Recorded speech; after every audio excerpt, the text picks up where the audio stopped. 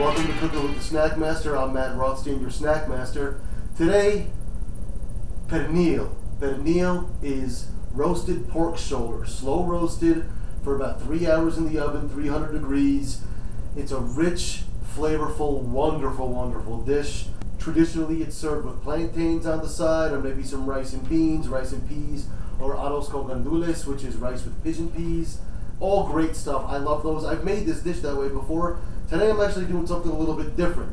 You see, there's a sandwich shop up in Philadelphia, and I don't have permission to use their name, so I'm not going to tell you who they are, but they're a great place. They do this great pork sandwich. I'm doing mine a little bit differently than theirs, but it's kind of the same idea. I'm going to roast this pork, hit it with some wonderful flavors here, and I'm going to then take it and serve it on a sandwich, on a nice crusty roll, with a little bit of the pan drippings on there, made like a gravy, and topped with sauteed broccoli rabe. It's a wonderful dish, wonderful sandwich. It's going to be fantastic. But first we got to get into this pork. This pork right here. This right here. This is beautiful. Look at it. It's nice. Pork shoulder, or pork butt as it's called. This is a Boston butt, or half a Boston butt. I actually cut it because it's just Michael and I living in the house. It's a small family. I don't need a giant piece of meat. So the other half of this pork butt is in my freezer, and I'll do other things with it. But with this one, we're making the pernil. So what goes into pernil? Well, a few things are going to go into it. We're going to start off with what goes on top. There's a marinade. Before we talk about the marinade, let's talk about this top here. You can see the white top on there. You see that? It looks like there's a lot of fat. Looks like there's a lot of skin. Well, there is. But that's okay, because this is going to slow roast. 300 degrees for 3 hours. This fat, we're going to score it so that we can get flavor into it. And when we score it also, it's going to help it to melt. This fat will render into the pork, filling the pork with juiciness, tenderness, and flavor. So you want to keep this. It's important. I know that you're thinking to myself, oh my goodness, look at all that white fat. Once again, I'm the Snack Master. If you want a healthy cooking show, I'm not your guy. Alright? This tastes great. That's why I make it. So what do we put on top of it? There's a wonderful outside kind of marinade. It's not a long marinade. You don't take it and put it in the fridge. You just rub it on and go. It's more of a sauce than a marinade, I suppose, but it's kind of both. Just depends on what you want to call it. In this case, it doesn't matter what you call it. You know what I call it? I call it what it's called. It's called mojo. Mojo is an emulsified marinade that's going to be made in the blender. We're going to take lovely fresh oregano. This was just one bunch of oregano that I bought in the store. I already peeled it off the stems. You want to see how easy it is to do that? Here is an oregano stem. Watch. See how those leaves just come right off? That's how easy it is to do the oregano. So we have that. That goes in the blender. We have cilantro. Cilantro goes in the blender. So let's get that going there. Let's take the cilantro and that. Take off the stems. A whole bunch of cilantro goes in the blender. It's beautiful. If you don't like cilantro, well, this is Spanish cuisine. Puerto Rican, actually. They use a lot of cilantro. It's a common flavor. Once again, like we've talked about in other episodes, you have to know what kind of flavors go in what kind of food if you really want to expand your cooking. So one thing that goes in here is cilantro. It's what they use. Another thing, the thing that really makes it, lots and lots of citrus. We have here plenty of fresh citrus, and it's beautiful. We have limes, we have lemons, we have oranges, and we have a new toy. We have the citrus squeezer. I need this guy today because we got a lot of fresh citrus to squeeze. So why don't we get into that?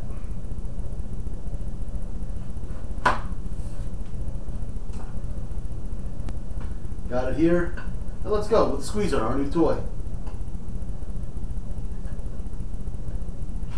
Well, looks like the Snack Master bought the wrong size citrus squeezer. The orange doesn't work in here, kids. That's okay. You can squeeze the oranges by hand. Oranges are a lot easier to squeeze and get the juice out of the lemons and limes anyway. So let's just do this by hand. Ah, lots of juices coming out of there. It's going all in. It's going to be fantastic. Get a little bit of the pulp in there. It's okay. This is going to all be blended up anyway, and that pulp, it's just going to add some more flavor. It's not going to hurt anything. Don't get any seeds in. But the pulp is fine. The pulp, but not the actual rind. We don't want the rind in there. That's a little too far.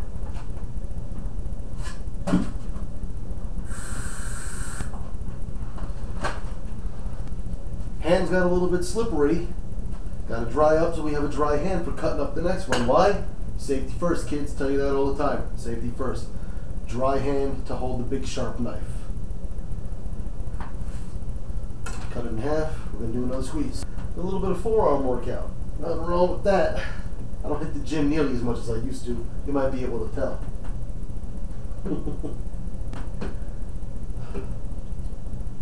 Oh, I can smell it. There's nothing like the smell of fresh citrus. Oh, it's so good. This really makes such a nice flavor for this pork. Alright, that's about all I'm going to get on those guys. Now I think we're going to be able to use the new toy. So let's get into some lemons. Alright, see if it fits this time, kids. See what we're doing. Oh, very, very nice. Do that. Give it a squeeze. Oh, I like my new toy. That's fantastic. This was like $5 or $6 at my supermarket. Worth it. You get all of the juice. Now we're going to do it with the limes. Oh, no, I got one more lemon. Forgot about that. Let's get rid of the sticker. He's not snacky. Go through there. By the way, this, with the cool tool here, not only does it help you to get out all the juice and not waste any, it also keeps the seeds separate. You don't have to worry about your seeds. The seeds are still in here. They're not in my juice. Lots and lots of citrus, because you know Puerto Rico, they have their take on Spanish food, of course, because that's their heritage. But Puerto Rico is in the tropics. What's in the tropics? Citrus. You kids have been to Florida, right? What grows there? Citrus. Same deal here.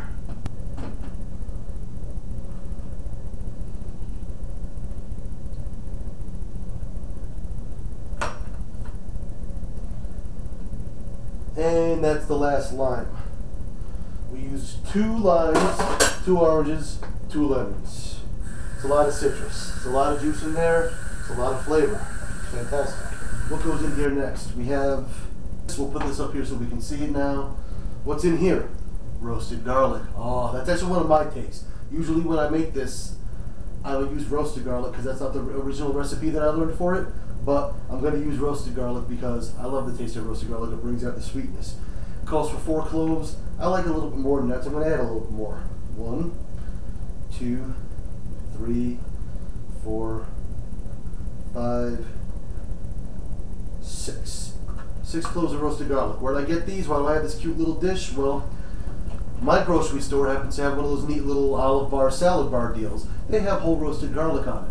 You can roast your own garlic. It's actually real easy to do. All you got to do is take a whole head of garlic, slice off the top, drizzle in some olive oil, hit it with a pinch of salt and pepper, wrap it in aluminum foil, and throw it in the oven for about 350 degrees for about an hour. Beautiful roasted garlic, and you can have this. But I wasn't going through the whole process today. This was easy. I was at the store buying some cilantro, and I saw this, and I said, I'm going to go with that. So we have that. I have that in here, and I have some more in here, which we're going to get to later, because I got a little secret. Another thing that I do with this pernil that's a little bit different than what I was originally taught, because you know you make your own recipes. I do my own thing. That's how things get started. So what we're going to do now is, now that we have this, we're going to add in a little bit of salt. We're going to add in a little bit of fresh cracked black pepper. We have our herbs, our fruit juices, and our garlic. Then we're going to take this and put this on the blender. We're going to hit it with some olive oil and create an emulsion. We'll show you that. Now we're over here by our blender. Got it right here. We're going to take off the cap for the blender because we need to drizzle in the olive oil, which is right here. That's the whole thing. When you're going to be making an emulsion, an emulsified sauce, you have to drizzle in the oil slowly and carefully. If you don't, the sauce is going to break. Now, what does that mean, broken sauce? It means that the oil and the other liquids and the other ingredients don't come together nicely.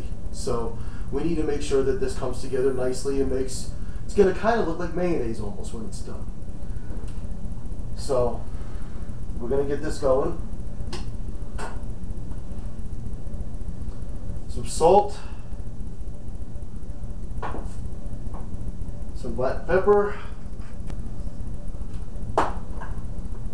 And now, more evidence that I'm doing a home cooking show, because now we're going to have a lot of blender noise and you're not going to be able to hear anything else. So let's get it going.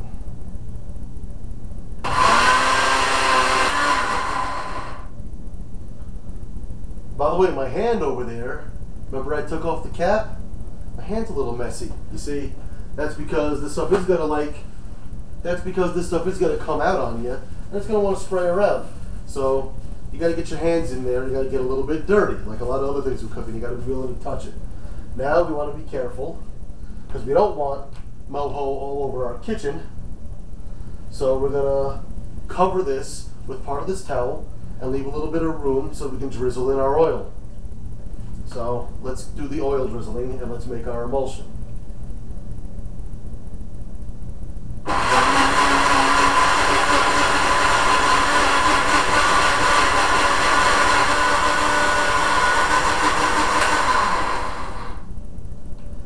Now when you do this, you're going to notice the consistency change. You can actually hear, you can actually feel it, because your blender is going to start jumping around on you some more. And that's something that's going to let you know that it's starting to come together. It's starting to come together as an emulsion. So we have that, and it looks to me like we're in business now. So we take this off of here, and we take a look. And yeah, it's not quite as thick as a mayonnaise, but it's an emulsified sauce. Nice and green from all that herb. Smells lovely from the citrus, and we're going to take this and we're going to rub this on our pork. Alright, so we're back, and now we're going to do our pork. Time for another little safety and sanitation tip. You notice before I was cutting up the herbs and everything on here, on this cutting board? Now I'm about to put pork on here. Well, you know what I'm going to do? Different cutting boards. See, I got the little one here. I'm going to put that aside, and then underneath I have the big one. Because we don't want to put raw vegetables and raw meat on the same cutting board, because again, cross-contamination. Now me, I don't have 50 cutting boards at my house. After I wash this, it'll be fine. But since I'm not washing this right now, I want to be able to keep my cutting board separately so that it's safe.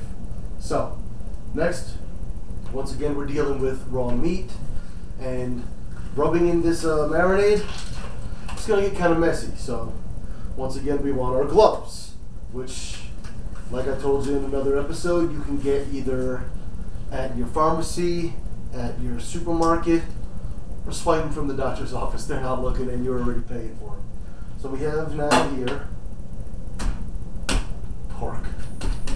Beautiful pork. And what are we going to do with that beautiful pork? We're going to pick up our knife and we're going to score the fat. You just want to cut through the fat layer. You don't want to cut too deeply into the meat. Try and avoid cutting in the meat at all if you can. But you want to cut into here and score it. It's going to help flavor to get inside. It's going to help the fat to render down. It's going to look nice when it's done because of the scoring too. It's a nice presentation thing to have.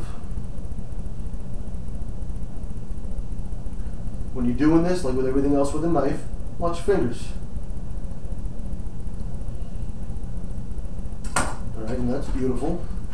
It's a nice crisscross pattern. When that cooks, it's going to look nice. What are we going to do next? One of my little tricks. I talked before about what I'm going to do with the rest of this roasted garlic. Here's what I'm going to do with the rest of the roasted garlic. We're going to play hide the garlic. We got a butt here, and we're going to stick it in the butt. So let me stick it in the butt. I'm going to stick it in and pull it out. Stick it in, pull it out. Stick it in the butt and pull it out. Now we got garlic cloves, and we're going to shove them in the butt. Shove them deep into the butt, all the way into the hole. Sometimes you got to stick your fingers in the butt too. You got to do what you got to do to make sure that it all goes in the hole. I know what you kids are thinking. This is a family show. By the way, that was another use for our paring knife. We talked in the other episode how you can't use the paring knife in a lot of things. Sometimes you want a small knife. That was a good use for a small knife. So now the butt has been stuck. We have another trick, something else that I do that's not real traditional for this. that's an injection. You see, we're slow roasting this, and since we're slow roasting it, I want to go with one of my barbecue secrets, because you see, the pitmasters, they live in the pork butt. Pork butt wins pitmasters competitions. What do they like to do with them? They like to inject them. I got here a meat injector. Now, what they do with these a lot of the times is, you know, they put in apple juice, things like that, things that are going to go with barbecue. We're a little different because today we're doing something that's Puerto Rican flavored. So I have here an emulsion that I made of orange juice, a half a stick of butter, a little garlic powder, some salt and pepper. And we're going to pull that up into our needle.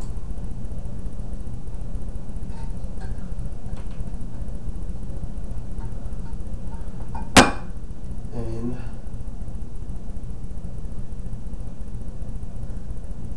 once again, we're going to start injecting into the butt.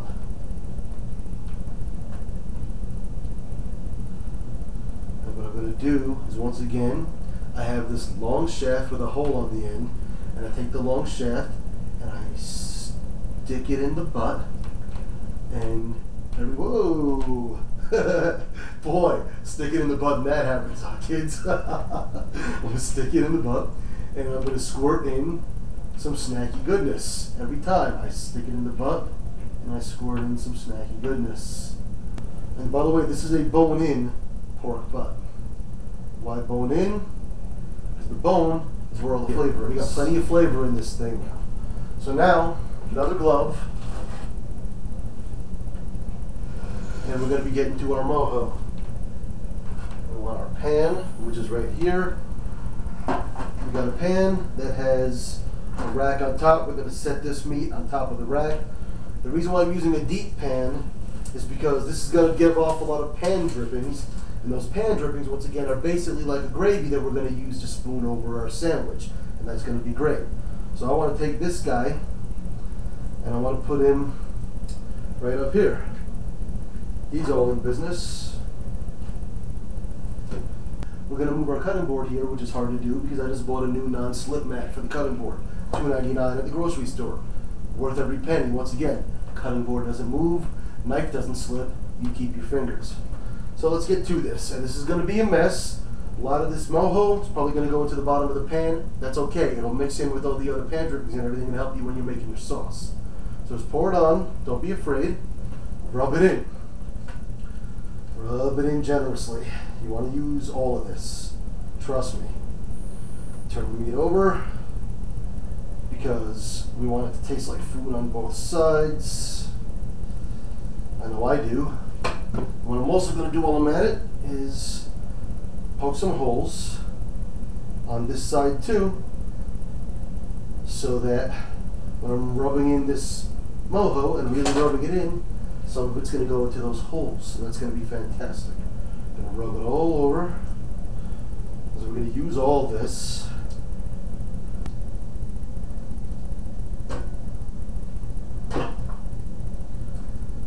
Alright, we've got our meat rubbed, we've got it all covered with this lovely, lovely mojo. Got it set on top of the rack. Time to put it in the oven. 300 degrees for 3 hours. You're looking for an internal temperature of probably around between 185 to 200 degrees. You want this to be tender, that's why you slow cook it for a long time. So let's get it in. We'll open up the oven. Make sure the rack's in the center. Oven's preheated. And we'll see you in 3 hours, kids. Time for the next step of the dish. Told you before we're going to do this lovely, lovely sandwich here with the broccoli rabe. So right here I have broccoli rabe. That's broccoli, R-A-B-E. It's also known as rapini. It's not always easy to find. Out here in Albuquerque, I had to go to 4 stores to find this. I really don't know of a substitute for it though, because it really has a unique flavor.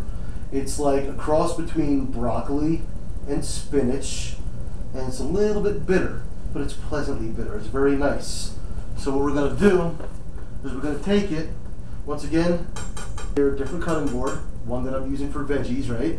Different knife. You see this has a red handle, the other one had a black handle.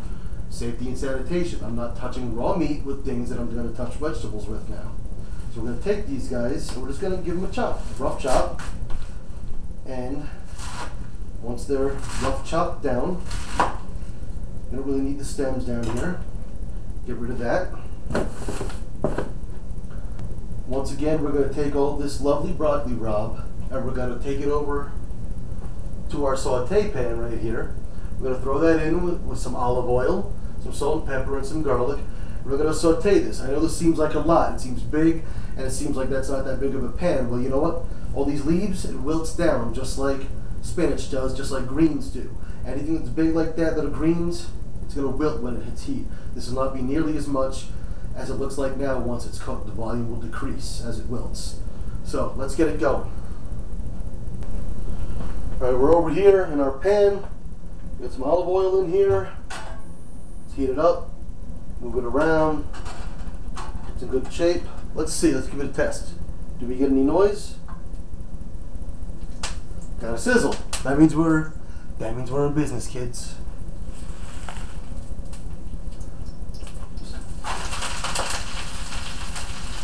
You hear that? Just like always, that's what you want to hear. Get that in. Let it do its thing. That's right, I'm sticking my hands in a pan. Right now there's about 2 inches of vegetable between me and the heat. I think we're okay. It's all covered in the oil. But you do want to be careful, kids. Safety first, like I always tell you. Gonna use the back of our knife here, wipe dirty up another utensil, add in some garlic. I don't know, what is that? Probably a tablespoon of garlic. I like a lot of garlic. You kids know me. So, that's there. Gonna hit it with salt. Like I said, you gotta season everything. Fresh cracked black. And we're just gonna turn this down. And we're just gonna turn this down and let it do its thing for a little while. So once this is in here, what you wanna do, especially since it's kind of a small pan and you don't want leaves all over your kitchen, use your tongs. Use your tongs to turn it. Notice how I'm not doing the fancy pan flipping today. If I was doing this in my wok, maybe, because there's a lot of stuff here.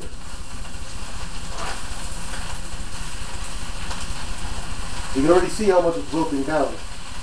And oh, I can smell it. Oh. Love that smell. The bitter herbs, the garlic. You just can't beat it, kids. Now I'm just working this down here a little bit, trying to let some of the heat get to it. But I'm not going to keep messing with it because I'm not going to kill it.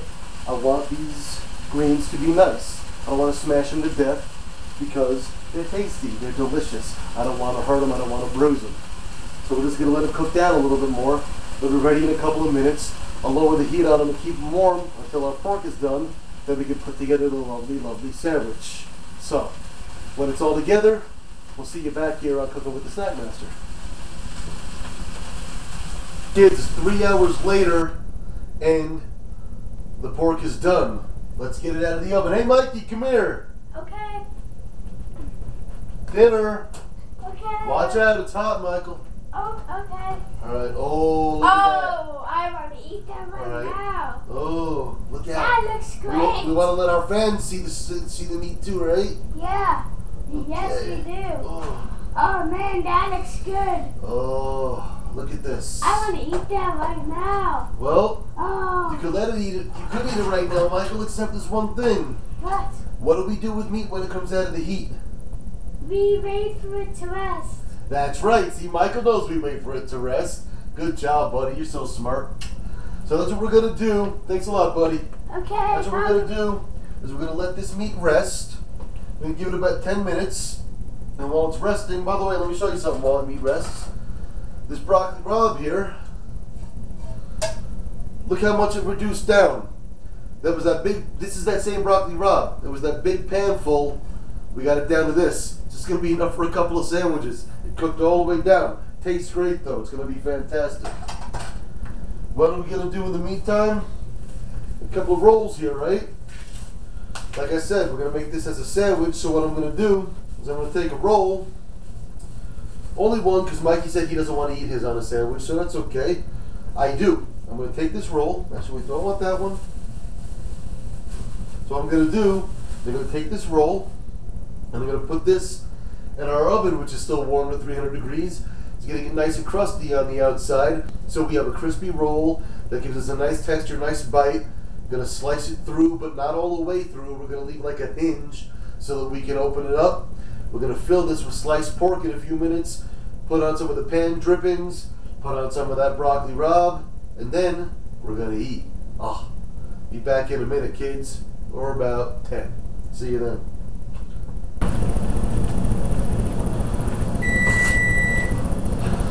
Oh, did you hear that beep? That was my timer telling me that this meat rested for 10 minutes. So we have a nice rested piece of pork, and we're going to slice into it, because I just can't wait anymore, I got to tell you. And let's go off this end piece here.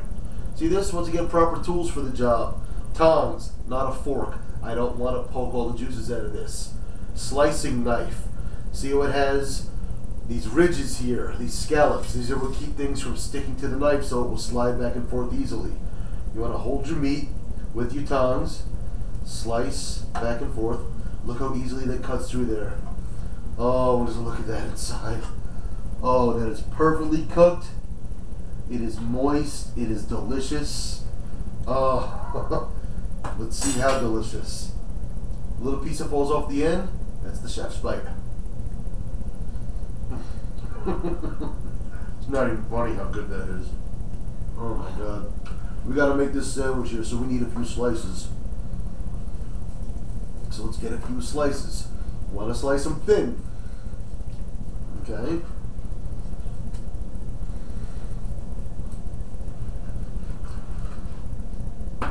That is beautiful in the middle. Wonderful, juicy, tender. Now, let's get our roll. This is nice, crusty, you can hear that. Once again, proper tool for the job is bread knife. We're going to take the bread knife and we're going to slice right through here. Not all the way through, like I said, because I want a bit of a hinge, right? Open that up. We're going to take some of these pan drippings, like I said, this gravy that's here. Oh, it looks fantastic. We're going to put that on the bread. Spread that in. Both sides. Take some of this beautiful, beautiful pork. And layer this in the sandwich. Right like this. Put that through. Yes, it's a big, big sandwich. Yes, it's a big sandwich. Yes, it's thick. I'm a big snack master. Put that in there. And the last bit, the final touch, is 2. We have a little bit more of these drippings on the top of the meat. Get this down here like that. That's what I'm looking for. Right there. Put that on top. Put that down. See how that's soaking in? See how that's dripping? Now we need some of our broccoli rabe on here.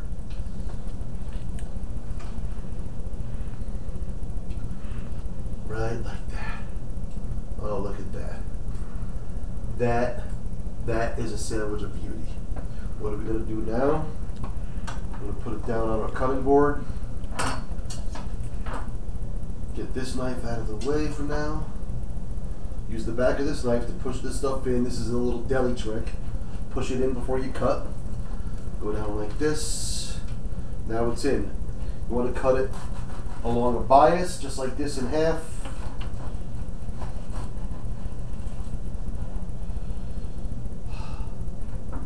Look at that. It's got the broccoli rabe, the juicy pork. We got our plate, couple of pickles. You want to have a garnish. One piece here. Do your fancy plating, which means one piece like this here. Put that up on top. You know what? No fancy plating. It's a sandwich. Right there. We gotta taste it. Gotta have a piece. Mmm. Oh my god. The bitter broccoli rabe works perfectly with the pork.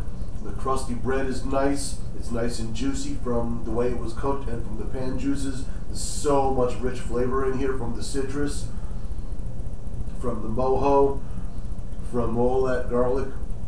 This is a beautiful, beautiful thing. I hope you kids enjoy it. We'll see you next time on Cooking with the Snack Master.